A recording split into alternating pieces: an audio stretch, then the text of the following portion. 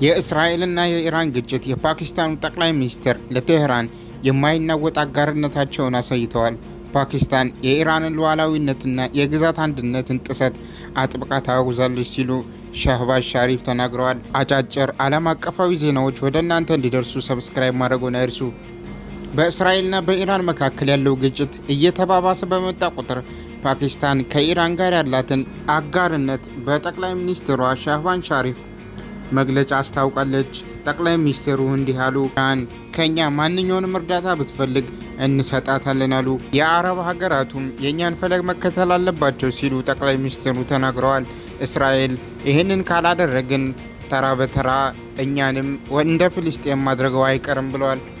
ይህ በእንዲህ እንዳለ የሩሲያው ፕሬዝደንት ቭላዲሚር ፑቲን ለትራምፕ ስልክ ደውለዋል።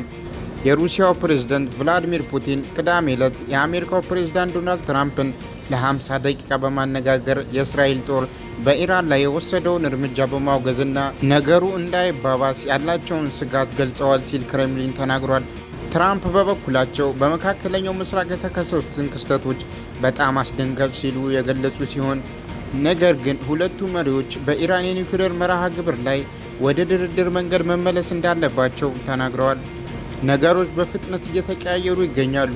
ኢራቅም አሜሪካን ኃላፊነቷ እንድትወጣ አሳሰበች።